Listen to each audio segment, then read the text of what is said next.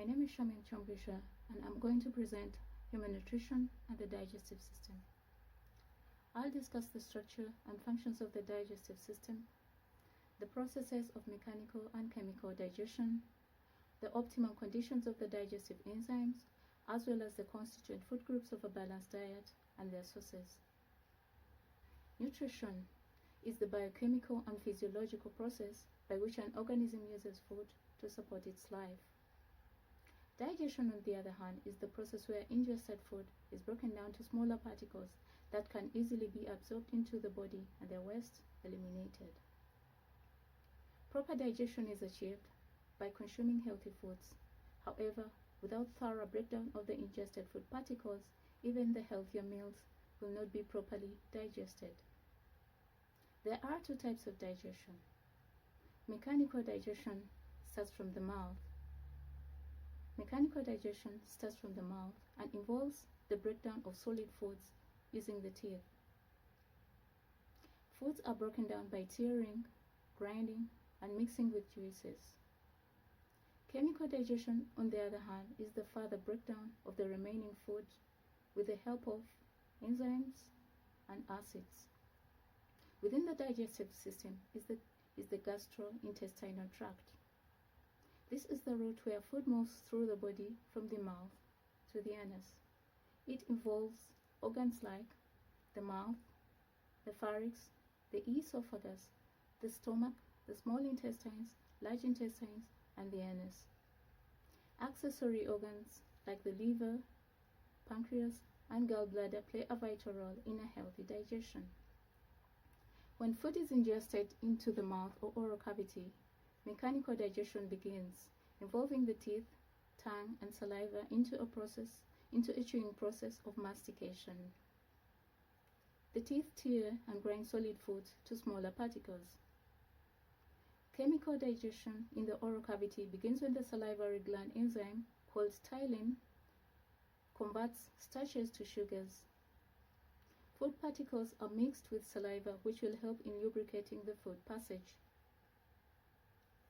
The smaller food particles are compacted into a bolus, initiating the tongue into a swallowing process of deglutition and propelling the bolus to the pharynx. The pharynx constricts and pushes the food over the epiglottis into the esophagus up to the stomach. The movement of the food bolus to the stomach is aided by peristalsis, a wave-like movement of the gastrointestinal tract muscles. In the stomach, the bolus mixes with gastric juices. Hydrochloric acid activates the protein digesting enzyme called pepsin. After a chemical digestion, the bolus is turned into a thick liquid called chyme.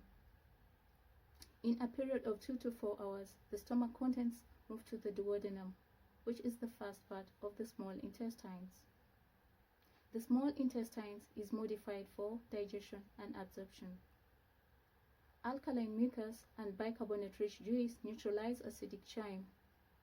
The bile from the gallbladder emulsifies fats and enhances fat digestion and absorption.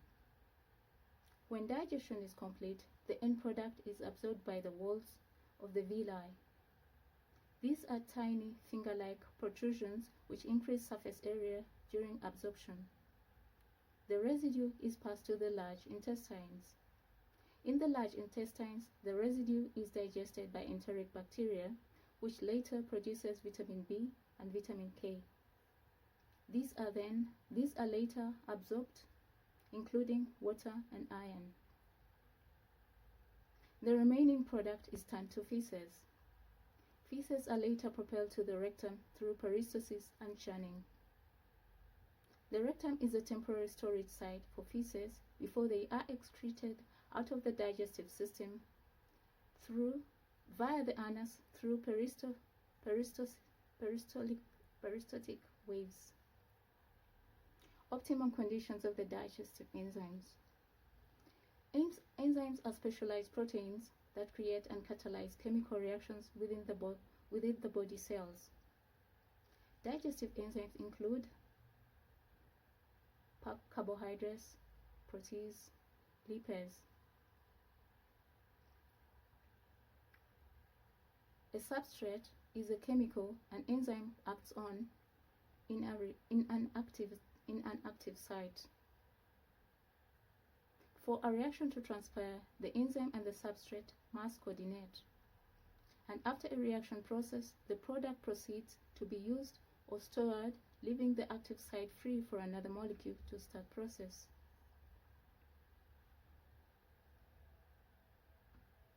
As shown in the table below, each enzyme works best in different working conditions.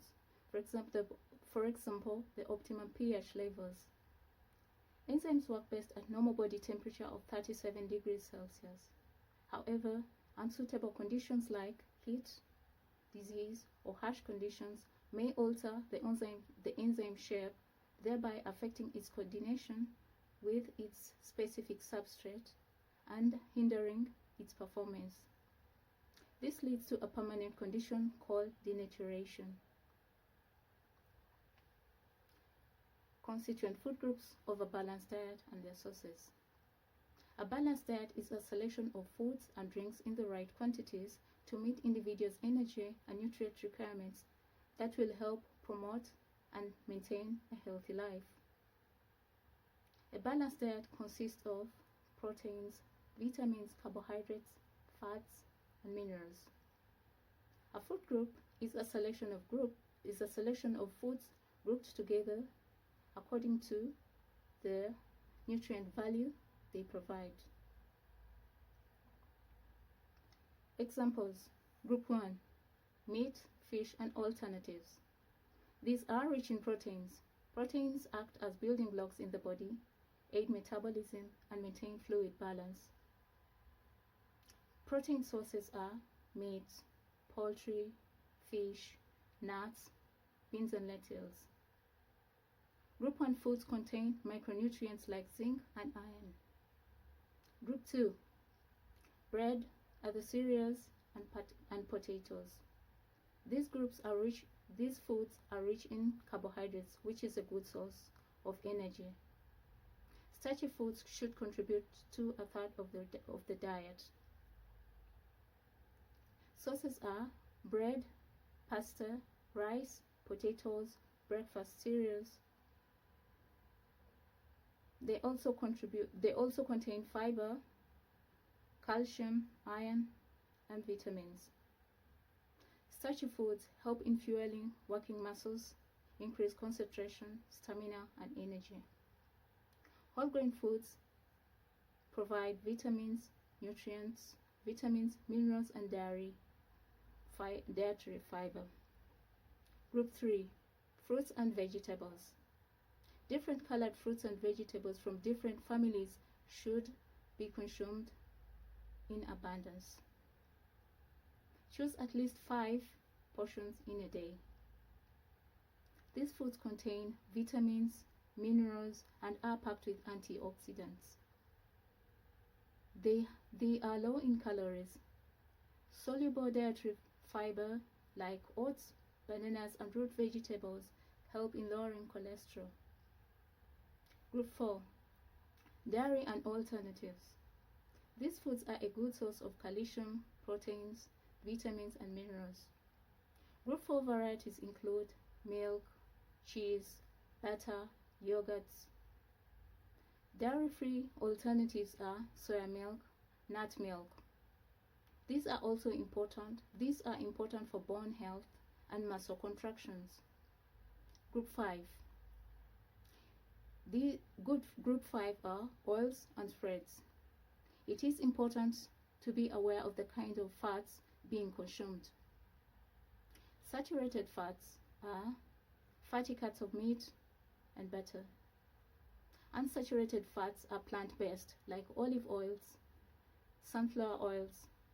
They help in lowering cholesterol and reduce the risk of heart disease. However, water is vital for life, and we should aim at taking 6 to 8 glasses of fluid daily. Thanks. This is the end of my presentation.